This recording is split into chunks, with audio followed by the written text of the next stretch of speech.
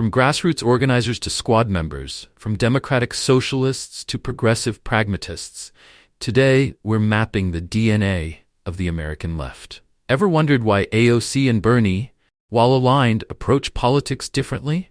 Or why some progressives focus on class while others emphasize identity? We're breaking it all down. Hey everyone, you're listening to the Backgrounder podcasts, where we dive deep into the stories behind today's politics. If you enjoy getting smart analysis without the noise, hit that subscribe button, give us a like, and share with a friend who loves understanding the bigger picture. Your support helps us keep delivering these in-depth breakdowns. Now, let's explore the fascinating world of progressive politics in America, from its most visible figures to its core ideological debates. All right, let's dive in. Today, we're tackling modern American progressives. Sounds good. It seems like a lot of folks want to get a handle on all the different types. Mm-hmm. Thankfully, there's types of progressives, from AOC to Bernie Sanders.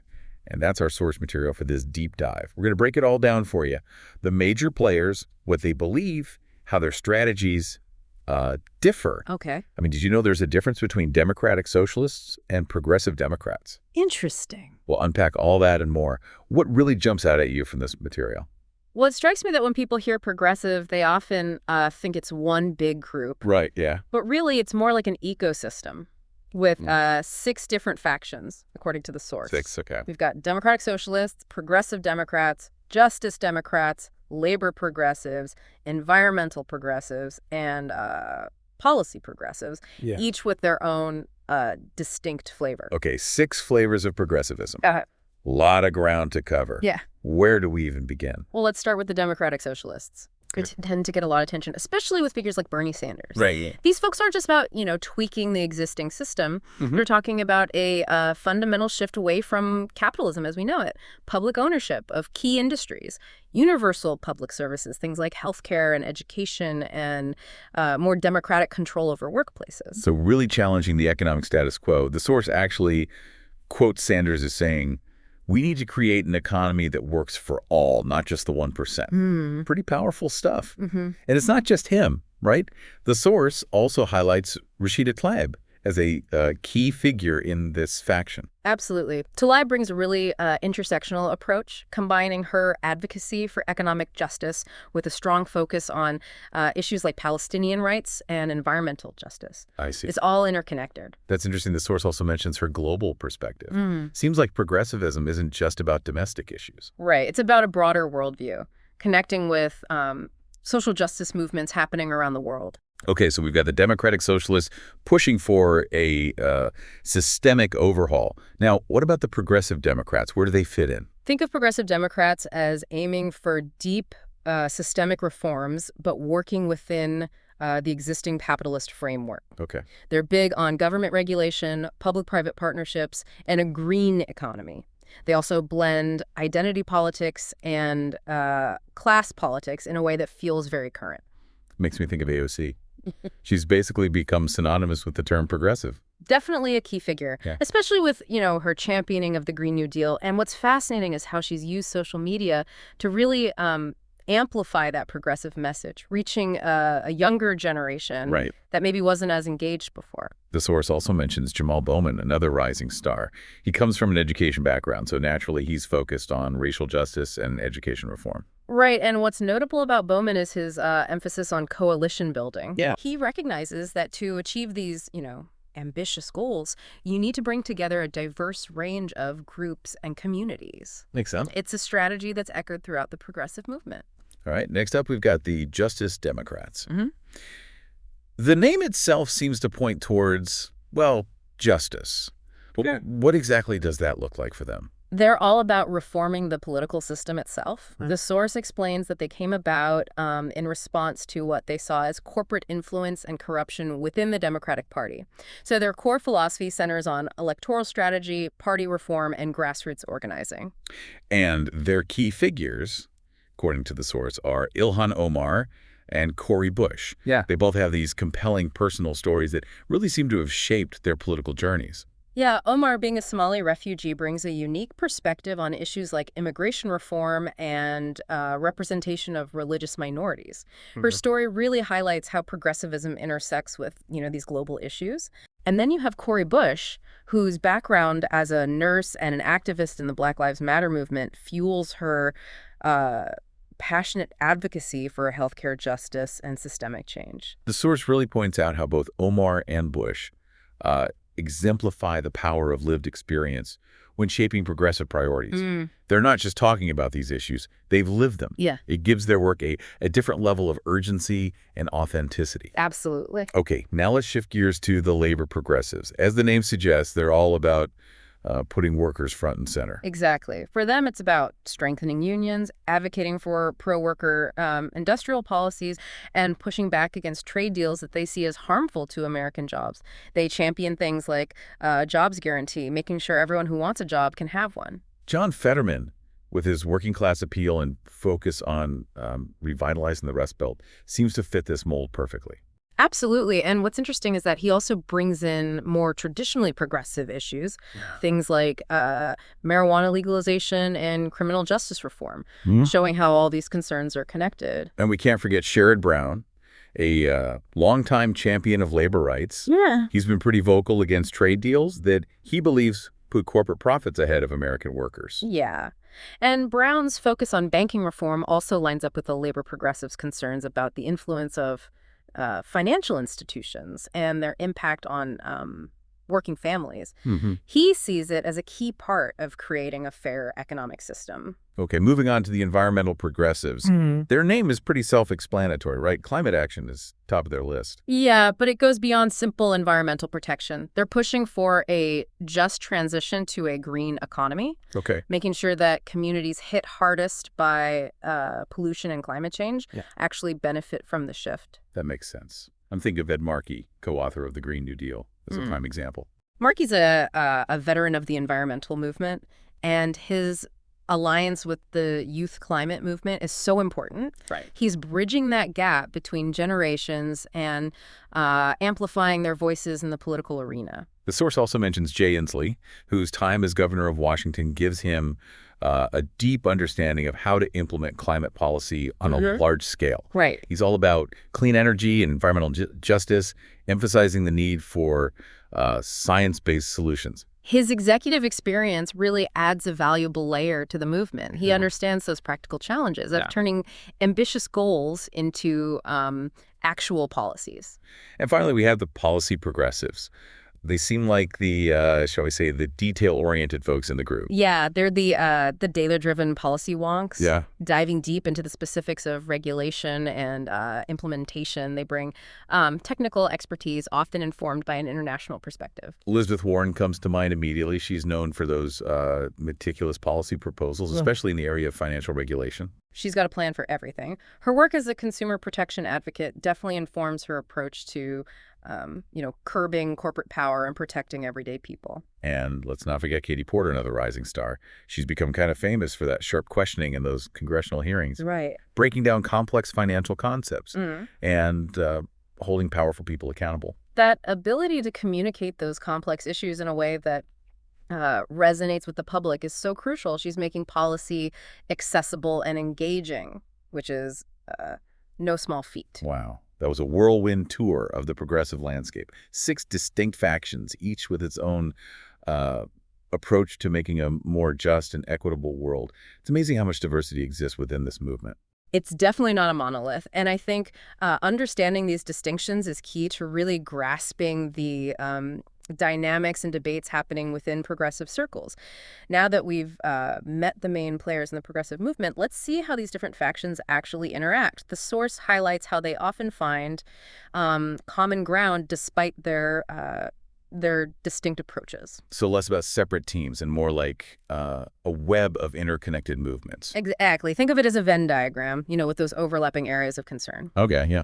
One big one is the intersection of economic justice and identity politics.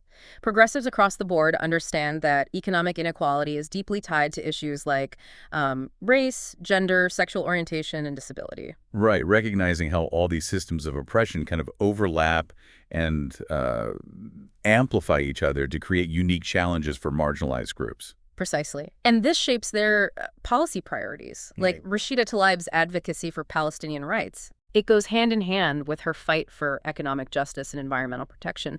She sees them as inextricably linked.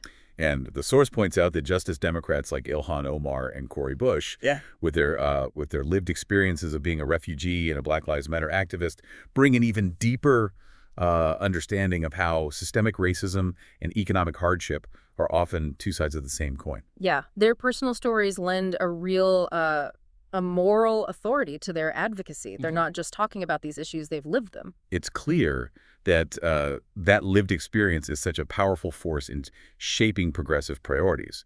Now, the source also highlights another intersection, climate and labor. I imagine there's a lot of potential for collaboration there. Absolutely. Progressives are increasingly calling for a just transition to a green economy, one that doesn't leave workers and communities that rely on fossil fuels behind. They're pushing for, green job creation, strong union protections in that green economy, and investments in infrastructure that benefits both workers and the environment. It sounds like a lot of progressive factions could really get behind that. Definitely.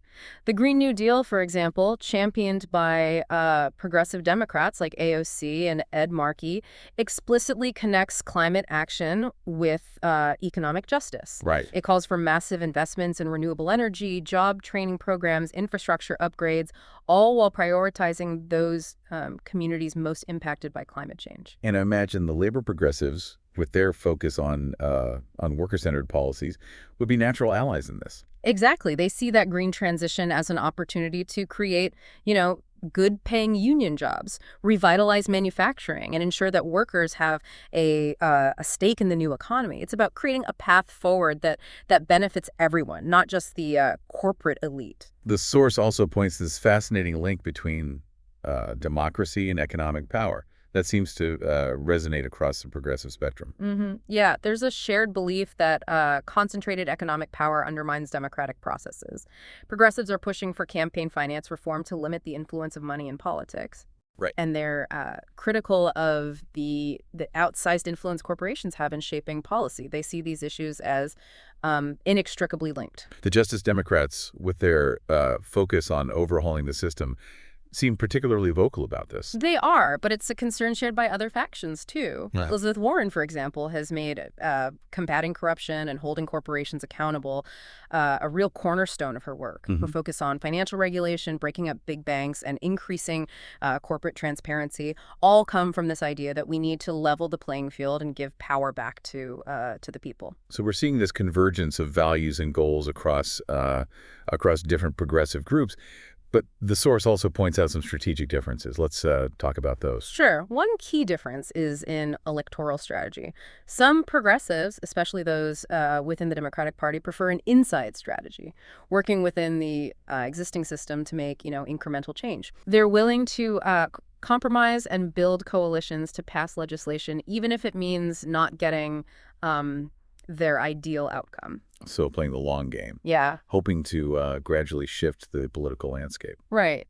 But then you have those who favor a more confrontational approach, an outside strategy, less interested in compromise and more focused on challenging the status quo, even if it means, shaking things up. Okay. They see the current system as fundamentally flawed and believe radical change is necessary. I imagine that Justice Democrats fall into that category. Yeah, and this is reflected in their support for primary challenges against incumbent Democrats who they see as too centrist or, too cozy with corporate interests.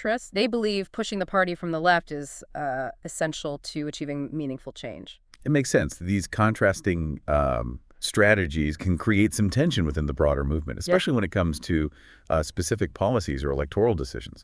Absolutely. There's that ongoing debate, for example, about whether to, prioritize building those broad coalitions across different ideologies or focusing on mobilizing that dedicated base of progressive supporters who share a more radical vision. It's like a difference we see between Bernie Sanders and AOC Sanders with this focus on on class-based politics has always tried to unite working people across racial and social divides, appealing to a broad working class base. AOC, while also committed to economic justice, emphasizes building coalitions across identity groups, recognizing those specific challenges faced by communities of color, women, and LGBTQ plus individuals. Right. Their approaches reflect different theories of change and how to achieve those progressive goals. Both have, their strengths and weaknesses.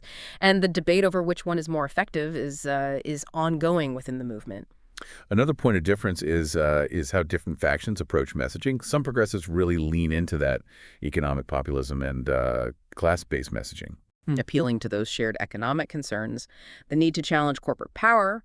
Others focus on things like racial justice, climate change, and healthcare, emphasizing, the intersectionality of these issues and the need for systemic change. Right. Those different choices reflect their target audiences and their ideas about how to best mobilize voters. It's about finding the language and the framing that connects with different groups. And those choices can really impact how successful they are in winning elections and moving those policy goals forward. Absolutely. And it's not just about, electoral strategy. It's about legislative tactics, too. Some progressives are more willing to compromise to get those policy wins, right, while others are firmer on their principles, even if it means sacrificing short-term gains for those long-term goals. Makes sense. There are strategic choices to be made about whether to accept amendments to bills, whether to hold out for more progressive legislation, or whether to take a smaller victory and build from there. Yeah, and those choices often depend on the specific context, the political climate, the potential consequences of each choice. There's no, easy answer. And these tactical debates play out constantly within the movement. We also see differences in how they approach congressional oversight.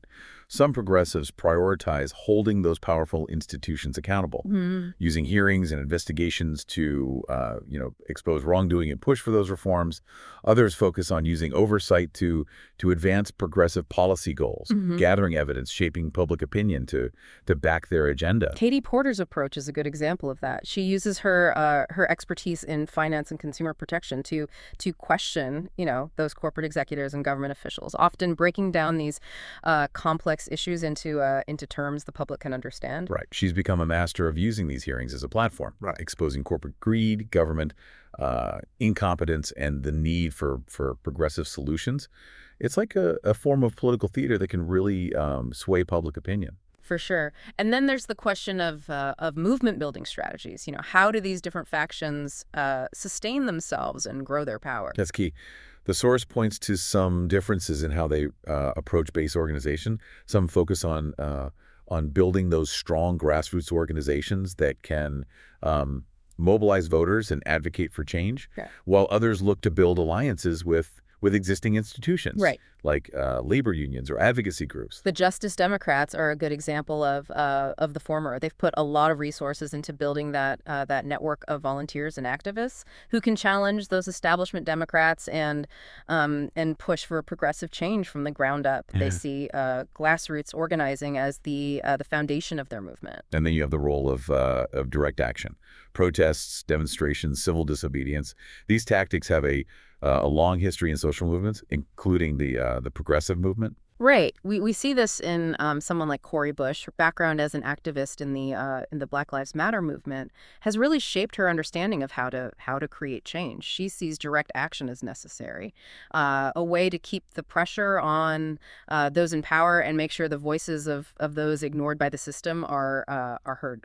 So it's not just about winning elections. It's about building a movement that can hold those elected officials accountable and demand progressive change. Exactly. These different approaches to movement building reflect the different views on how to best achieve those progressive goals. There's no one-size-fits-all solution. The most effective strategies really depend on the context and the issue at hand. It's amazing to see how all these different factions operate within that broader progressive movement. They're united by those shared values and goals, but their strategic differences shape how they go about achieving them.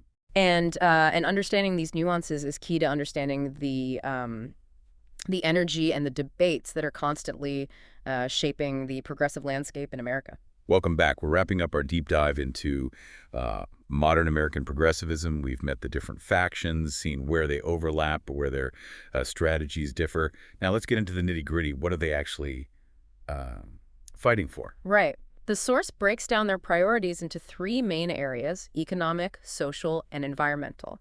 And even though each faction has its own style, there are some common threads running through all of them. So let's start with economics.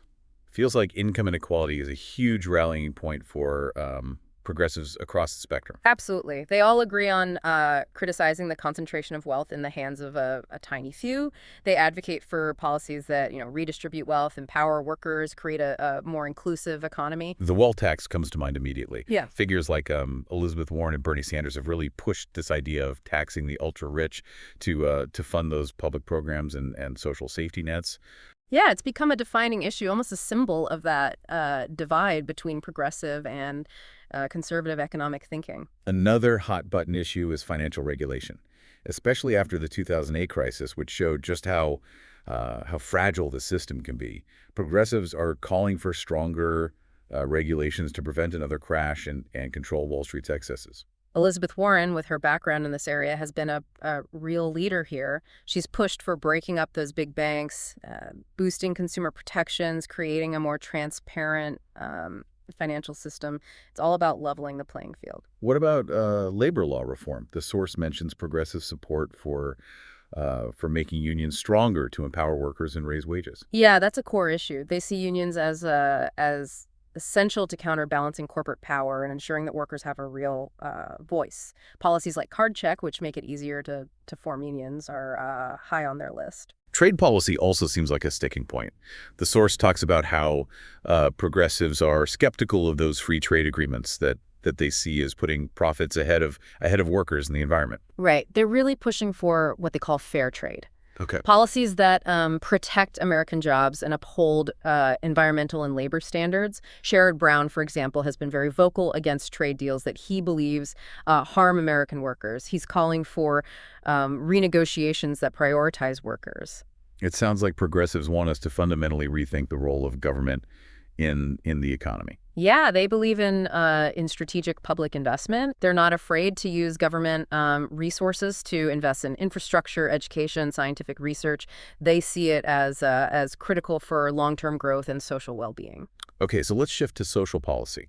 The source highlights progressives' focus on expanding access to health care, education, and affordable housing, while also reforming the criminal justice system. Lots to cover. Yeah, it's a big agenda for sure. Healthcare is top priority. Progressives are really pushing for universal coverage. They see it as a human right, not just a privilege. Right. And believe that everyone should have access to quality, affordable care. Medicare for all, championed by Bernie Sanders, has become almost synonymous with this push for universal health care. It's a bold idea, and while there's debate even within progressive circles about, the best way to get there, the commitment to healthcare as a right is really strong. The source also mentions education. Progressives support things like universal pre-K, tuition-free college, and student loan forgiveness, making education affordable and accessible at every level. Exactly. They see that as essential for a fairer society, one where everyone has a chance to succeed no matter their background. And then there's housing affordability, which has become a real crisis in many parts of the country. Yeah. The source talks about how progressives support policies like rent control, investing more in affordable housing, and stronger tenant protections. Yeah, Cori Bush's personal experience with housing insecurity has really put this issue front and center. Right. She's been a powerful voice for addressing that housing crisis and making sure everyone has access to safe, stable housing. Criminal justice reform is another big focus. The source highlights calls for an end to mass incarceration, those racial disparities in the system, and police brutality. It's about dismantling systems of oppression and building a society that's more just and equitable. They want things like sentencing reform, demilitarizing the police, and investing in community-based alternatives to incarceration. And finally, we come to environmental policy. As climate change becomes more and more urgent, progressives are calling for that rapid shift to a clean energy economy. The Green New Deal, which we talked about earlier, really lays out that comprehensive plan to get to net zero emissions, create green jobs, and invest in climate resilience. It's a bold vision. And the source also points to their support for things like a carbon tax, investing in renewable energy and regulations on polluting industries. They understand that climate change is a real threat that requires urgent action. They're not shying away from the scale of the problem. So we've covered a lot of territory, from economic justice to social equity to environmental sustainability. It's clear that progressives have a bold agenda for the future. And as the source points out, it's an agenda that's constantly changing, responding to new challenges, incorporating new ideas. The progressive movement is dynamic, always adapting, reshaping itself to meet the needs of the people it wants to represent. We've only skimmed the surface here, but hopefully this deep dive gives you a better sense of the different groups within the movement, their core values, their strategies, and those ambitious policies they're pushing for. It's a complex and ever-evolving landscape, but understanding the nuances of progressive politics is so important for anyone who wants to have meaningful conversations about the future of our country. So as you think about everything we've discussed, ask yourself, how do these different visions of progress resonate with you? What role do you see yourself playing in creating a more just and equitable future? Thanks for joining us on this deep dive. We hope you found it informative and thought-provoking. Until next time, keep learning, keep questioning, and keep pushing for a better world.